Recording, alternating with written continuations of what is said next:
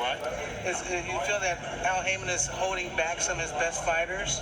I think he definitely is, and there's no question about it. Heyman has a different business model. I think he's getting ready, wants to keep all his fighters, not defeated within his little category, because he's looking to bail out and sell his company, because this financial model for him isn't working. So I think everything with Heyman is to keep the guys in the fold, not having gotten beaten by, God forbid, Crawford and so forth, and therefore try to get the most money for his company, which I understand is on the block. Bob, who's the number one fighter in the world? Who's the Wow. This is Kurt DeVille with Counterpunch Boxing News, and that was the voice of Bob Arum. He states that Al Haymon is holding his fighters back, and that Al Haymon's business model is crashing, and he wants to make all the money he can before selling the company, because his business is on a block. Block means a chopping block, which means it's about to get axed, which means it's not working, which means they're about to go into bankruptcy because it's not successful. Now, I wouldn't say that I believe Al Haymon is holding his fighters back. He holds them back because he does duplicate the model of Floyd Mayweather Jr. a lot of times, because that model worked. However, everyone's not Floyd. Everyone doesn't have the talent, the heart, or any of those attributes like Floyd. But to say his business model isn't working, I think it is to a certain degree because of the loyalty that he builds with his fighters. Okay? Those fighters, like I stated before, those fighters get a certain salary. They also get bonuses. They also get other things that I don't think the public knows about, honestly. I think they're getting what they feel they're worth, or I guess as long as it's extra on the side, it seems like a lot greater than it really is, just by going with an actual promoter. Because remember, Al Haymon is not a promoter. Okay, he is an advisor, but this advisor, since he has that title, he's entitled, or he has the ability to have that type of loyalty, since he's not on that quote-unquote title, such that jacket that people wear when they're promoters, because nobody really likes promoters. You know what I mean? Promoters are the people that talk up a good game for you, take half your money, or like 35% of your money, or a nice chunk of your money, and not really do anything in return. So a lot of times promoters don't really have the best reputations, right? Especially from the fans, that want to see certain fights. Now,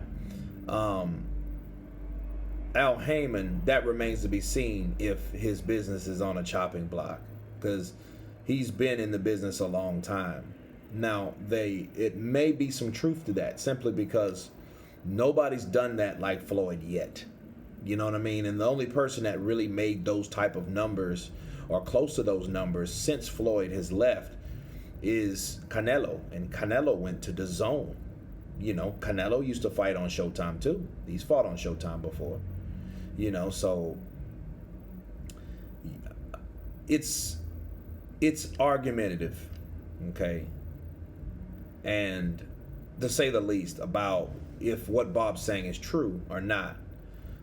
He has an argument, though, because, again, we haven't seen anything what Floyd does, and it seems like the more and more fights get made, it's like the lesser in value they become, and these are big fights. If you look at Manny Broner, $400,000, Spence Garcia, $360,000. Wilder Fury, which wasn't really projected to be a huge fight, but in the eyes of many, it's supposed to have done a large number. But the crazy thing is, it did do a large number. So I think besides the competition of other sports, you have the competition of fraud and piracy to deal with that type of base or model base, which is pay-per-view, okay, which Al Haymon has for the last 15 years or so or more has really have been successful at making money for fighters, and vice versa, because he's made a lot of money, I'm sure, by quote unquote advising boxers or fighters to do certain things, okay, but at the same time managed to keep them in this little circle, where they're all fighting at each other sometimes, you know what I mean? Every once in a while you might see a good fight, and a lot of these fights that people want to see, they're mostly like pushback, you know what I mean? Like, how long did it really take for Thurman to fight Porter? You know what I mean? Like, that took a long time to be made, but it was eventually made, right? But then how long did it take to actually see another good fight from PBC? Another decent fight card, you know what I'm saying? So that's what we had to deal with. We had to probably wait for that long of time when Garcia fought Porter, and that took a long time. So he's able to stretch out these fights and have you waiting. In the meantime, you have other fighters like Terrence Crawford that moves up, which Al Haymon's had such a reputation for not really dealing with other promoters, to the fact that people fought other fighters for joining other promotional companies besides Al Haymon's, and he ain't even a promotional company. But joining his side of the street, people get mad, like, oh, you should have not joined with. Why'd you join with Bob Arum if you know all the other guys fight on PBC? Well, the question you should ask yourself is, why is it so hard for Al Haymon to deal with Bob Arum and vice versa? You see what I'm saying? Then on Bob Arum's case, what he was just saying, that he's reached out and tried to make offers to certain fighters from PBC and seen how difficult it was. So this isn't just Bob talking, okay? Bob has made offers to certain people on the PBC side of the street, and they haven't been successful. So, and that's sad that people have to get mad at the other promotional companies because PBC, that side of the street, won't budge when it comes to fighting other competition. It's crazy. So anyway, I give Bob a 50-50 argument. I think Al Haymon does keep his fighters in-house, but again, I think he is still in business, but it might be some truth to that. Also, we just have to see how his business does, and if he ends up selling out, Bob was right. If he doesn't, if he keeps flourishing, Bob was wrong, because maybe Bob's wrong right now. He might see something that might happen in the future. What happens when pay-per-view loses all of its steam? Okay? Think about that, guys. What happens then when just streaming takes over? You know what I'm saying? So how fast will how far or how long will Al Haymon be in business if his only like saving grace is putting these guys on pay-per-view, and pay-per-view's not even no longer effective?